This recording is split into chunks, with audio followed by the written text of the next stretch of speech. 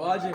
Estamos com mais um Pod Summer Close de teatro, diretamente daqui do Sesc Consolação, no final do espetáculo Jardim das Cerejeiras, olha que luxo, com direção de Rui Cortez, mais de 30 anos de teatro. Vem aqui, Rui. Tudo bem? Boa noite. Boa noite. Seja bem-vindo ao Close de Teatro. Obrigado. Que honra ter você aqui, viu, querido? Muito bom falar com você. Ai, uma boa noite. Ó, fala pra gente como é pra você trazer um texto clássico na modernidade, né? Aqui em 2025, que tudo, no Sesc Consolação. Sim. Então, eu acho que é a nossa busca, né? O que o clássico tem a nos dizer, como que aquele material nos é contemporâneo. A gente tem um ponto que aqui nesse país a gente esquece muito rápido as coisas, né? Somos sempre eternamente um país sem memória.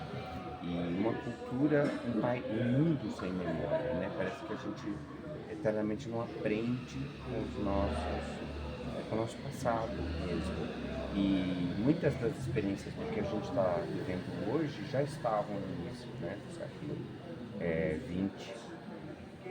Então é isso, o Tchekov é um contemporâneo nosso, ele viveu também um período de grande transformação e um gênio, uma sensibilidade muito aguda, principalmente para a questão, muito sensível à questão da natureza, né, uma cosmopolítica, né, dos seres vivos, de tudo aquilo que integra a existência viva, né. Eu acho que ele tinha uma percepção de que existia um elo entre todos os seres vivos e ele percebia uma violência, uma destruição contra a vida, seja, né, das plantas, dos animais, como dos seres humanos, na forma como eles se olham, na forma como eles, né, se encontram, sem perceber a riqueza e a beleza dessas criaturas extraordinárias, né? Tem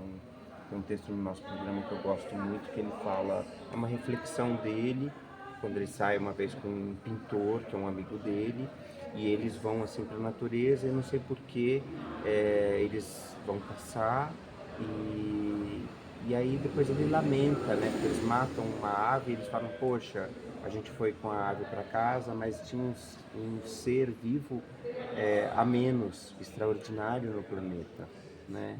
Então ele tem muito essa reflexão. Eu acho que a gente é uma reflexão que eu acho que nos interessa no momento onde a gente tem um mundo tão em risco, né? Tão em risco de destruição mesmo. E a peça fala muito sobre, eu acho que ele tem, ao mesmo tempo que ele tem uma visão muito consciente para a realidade, para a violência, para a destruição, para essa escassez. Ao mesmo tempo ele tem um olhar sempre também atento ao que tem de belo, sabe, o que tem de bonito, e de alguma maneira ele se agarra, talvez. Acho que todos os russos têm um pouco isso, sabe, essa coisa de se agarrar em algum lugar, em alguma imagem, sabe, da beleza, da vida, Da do natureza, afeto, né? né, E do traz essa amor. dualidade, né? Da realidade humana e a realidade da natureza, que sempre vai seguir o seu percurso, independente dos nossos conflitos humanos. Eu queria que você falasse um pouco da decadência dessa família, né? Que tem todos os privilégios e ela perde os privilégios, né? Sim, sim. Eu acho que a gente tem que cada vez mais aprender a perder os privilégios, né? Se conectar com um recurso que nos é comum, que deve ser partilhado, compartilhado, mas não destruído, né? Então eu acho que a gente tem que realmente se desapegar desse desejo de ter, de possuir, né, de extorquir, eu acho que é um convite a que a gente tenha primeiro uma visão de que o ser humano não está no centro de tudo, e segundo, de que a gente tem que estar menos, talvez, mais, mais culto, assim, mais culto por dentro, sabe? Assim, pela nossa riqueza maior, que eu acho que é uma riqueza realmente dos afetos e de como a gente pode encontrar relações assim melhores, né? A humanização de verdade, né, Uhum. do ser humano e deixar de ser o ser selvagem, né, porque o que a gente vê passa anos, 400 anos, 300 anos, o ser humano ele não aprende, né, Uhum. e a natureza está sempre nos dando aí esse aprendizado, Uhum. essa Uhum. coisa recíproca, né, do amor, porque ela prevalece em qualquer lugar. Fala um pouco pra gente essa construção desse cenário, essa beleza que traz os balões, né, que fica sobre o ar, e essa cor que traz no balão, que é a cor branca, tem algum significado? Você pode falar pra Porque gente essa curiosidade? as cerejeiras em flor, né? Os japoneses também trazem muito essa imagem dessa grande floresta de cerejeiras branca e que simboliza muito, né? Essa imagem da morte, do fim, da finitude. Inclusive no período das cerejeiras no Japão, eles têm eles cultuam, né? Eles fazem rituais embaixo dessas cerejeiras e eles acreditam que é o momento em que eles estão em contato com os antepassados, né, com os espíritos dos antepassados. Então eles comem, tem todo um encontro que acontece ali para celebrar a vida, mas também para celebrar essa ancestralidade, né? Então é uma ancestralidade amarela, vamos dizer assim.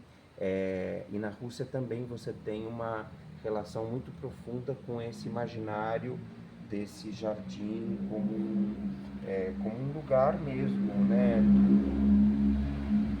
desses fantasmas, né, desses espíritos, então é uma imagem muito que eu vejo muito ligada realmente a uma coisa maior, assim, de ancestralidade, de espiritualidade, num sentido não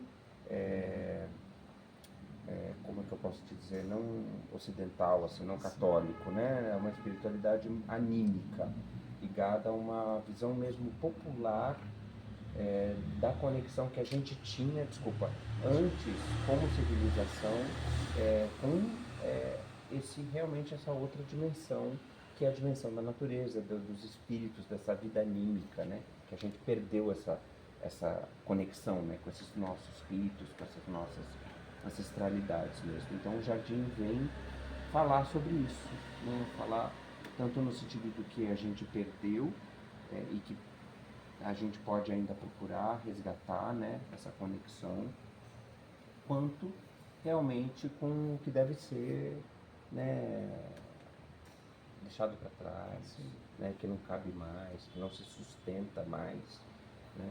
É uma grande reflexão, acho que sobre isso, sobre uma morte e um renascimento. O que a gente quer daqui para frente, né?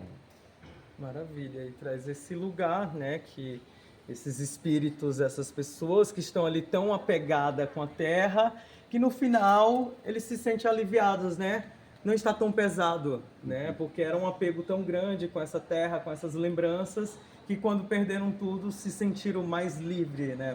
Para viver e criar outras histórias. Fala pra gente, como foi essa concepção desse cenário que tem uma rampa bonita, assim, que traz o público para o palco, uma coisa mais próxima, e ao mesmo tempo que traz o público para o palco, tem o público na plateia. Então a gente que é público na plateia tem essas duas linguagens paralelas, que é os artistas na pista e ao paralelo tem a plateia também. Então traz um meta-teatro. A gente vê o teatro dentro do teatro, que a plateia está também no palco e em cena. É isso aí.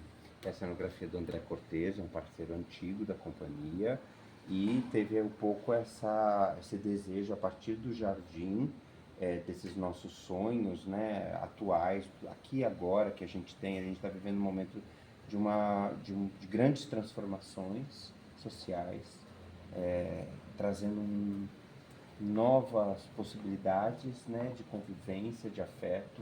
Então acho que o Tchekhov ele pressentia isso.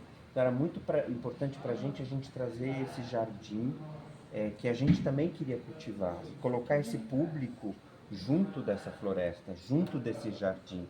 É como se o público estivesse no lugar do jardim olhando, como você disse, né, um pouco alheio, porque a natureza, a vida vai prevalecer sempre, né? Então, eu acho que é uma grande sacada do André, no sentido de reconfigurar esses modos de ver, de sentir, de assistir, né, de experienciar uma obra artística dentro desse espaço que já carrega uma série de memórias, né? Então acho que é uma coisa muito. E também tem, claro, essa imagem de uma grande casa branca, né? O que é esse lugar, né? O que é essa tradição, com todos os seus saberes, com todo o seu histórico de violência. Eu acho que é um cenário muito feliz porque ele tem muitas camadas, tem uma dimensão que é social e política, ele tem uma dimensão poética, metafórica, abstrata. Lembra ao mesmo tempo também muito o trabalho da Adriana Varejão, né? Aquela sequência dela, de trabalhos dela, não sei se você lembra, assim, que ela faz uma releitura de toda a coisa dos azulejos, né? Coloniais, e com aquela carne, né? Brotando, aquelas vísceras, né? Então acho que é um trabalho muito sensível do André, assim, para criar realmente possibilidades de significados, né? De sentidos para o espectador, para revisitar esse texto do Tchekhov na contemporaneidade. Maravilha, que incrível. E convida o pessoal para vir ver, tá nas últimas semanas, mas tem datas, ainda tem como ver Tchekhov, um clássico, aqui no Sesc Consolação. Exatamente, a gente fica mais esse final de semana e depois ainda até o dia 2 de março, então tem mais o outro final de semana, sempre de sextas e sábados, às 20 horas, domingo, às 18 e na semana que vem a gente tem uma sessão na quinta-feira também, eu acho que é às 20 horas. Sessão extra às 20 horas, quinta-feira. Entra no site aqui do Sesc Consolação. Muito obrigado, Obrigado Rui. você. Um sucesso. Obrigadíssimo viu? de você. Axé aí Nos para ver. vocês. Valeu. Muito obrigado. Obrigadíssimo.